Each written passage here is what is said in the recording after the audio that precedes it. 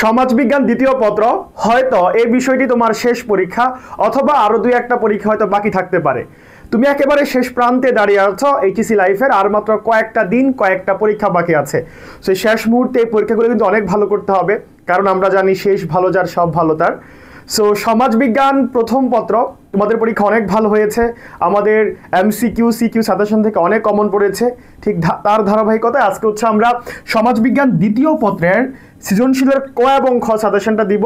MCQ suggestion আমরা already দিয়ে দিয়েছি গতকাল।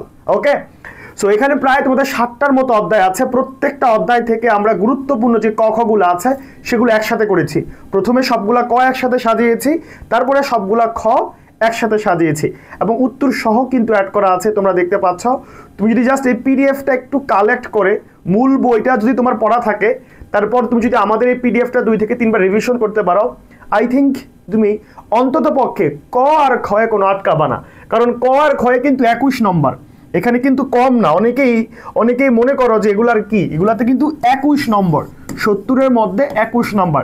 শিক্ষক কিন্তু তোমার গ এবং ঘ থেকে মার্ক কাটতে পারে, কিন্তু তুমি যদি ক খ সঠিকভাবে লিখো, ছোট্ট একটু লেখা যদি সাজিয়ে গুছিয়ে এক্সাক্ট লেখাটা লিখতে পারো, তাহলে শিক্ষক নাম্বার কাটতে পারে না। বুঝতে পেরেছ? সেখানটা সর্বোচ্চ ভালো করতে হবে। আমরা পিডিএফটা কমেন্ট বক্সে দিয়ে দিব, সেখান থেকে সংগ্রহ করে নিবা এবং অবশ্যই কয়েকবার পড়ে যাবা। আর যেহেতু তোমাদের এইচএসসি প্রায় শেষ হচ্ছে, সামনে অ্যাডমিশনে তো তোমাদেরকে প্রথম থেকেই প্রিপারেশন নিতে হবে, তাই না? এইচএসসিতে যেমন তোমরা প্রথম দিকে একটু হেলাফেলা করেছো, পরে সিরিয়াস হয়েছো, অ্যাডমিশন নিয়ে কিন্তু এরকমটা করা যাবে না। অ্যাডমিশনে একেবারে প্রথম দিন থেকেই সর্বোচ্চ সিরিয়াস থাকতে হবে। এবং এবার কিন্তু অ্যাডমিশনে তোমরা সময় কম পাচ্ছ। আমি ওই দিন হিসেব দিয়েছিলাম যে মাত্র 4 মাস সময় পাচ্ছ ঢাকা বিশ্ববিদ্যালয় বা অন্যান্য পাবলিক বিশ্ববিদ্যালয়ের ভর্তি পরীক্ষার আগে। সো আগে কিন্তু আরেকটু বেশি পাইতো, 5 মাস, 5.5 মাস, 6 মাসও পাইতো, কিন্তু এবার কিন্তু সর্বোচ্চ 4 মাস পাবা।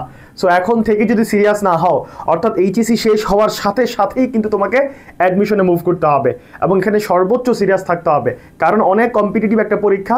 এখানে তুমি যদি সবার চেয়ে এগিয়ে থাকতে না পারো, তাহলে কিন্তু মেধা তালিকায়, চান্সের তালিকায় আসতে পারবা না। সো তার জন্য কিন্তু আমাদের টার্গেট ডিউ এক্সক্লুসিভ ব্যাচ রয়েছে। এটা অ্যাডমিশনের একটা পূর্ণাঙ্গ কোর্স এবং বাংলাদেশের মধ্যে সবচাইতে বড় কোর্স। এই কারণে এখানে সবচাইতে বেশি ক্লাস, এখানে সবচাইতে বেশি পরীক্ষা, সবচাইতে বেশি গাইডলাইন, বই থাকবে সবচাইতে বেশি, সবকিছু সবচাইতে বেশি, যাতে আমরা তোমাকে চান্স পাওয়াইতে পারি, সেই উদ্দেশ্যই থাকবে আমাদের। সো এই কোর্সের ফি হচ্ছে 5,000। তবে তুমি যদি 10 তারিখের মধ্যে ভর্তি হও, আগামীকালে মেবি 10 তারিখের মধ্যে ভর্তি হলে তুমি 3,000 টাকায় ভর্তি হতে পারবা। 10 তারিখের পর কিছুটা বাড়বে। এই কারণে বলবো তুমি 10 তারিখের মধ্যে ভর্তি হয়ে যাও এবং শীঘ্রই তোমাদের ক্লাসগুলো শুরু হচ্ছে। তো সবাই ভালো থাকো। যারা ভর্তি হওয়ার, এই যে নাম্বার দেখতে পাচ্ছ, হোয়াটসঅ্যাপ করবা, এখানে ফোন দিবা অথবা আমাদের পেজে মেসেজ করবা। তো ভালো থাকো ভাইয়ারা, আল্লাহ হাফেজ, আসসালামু আলাইকুম।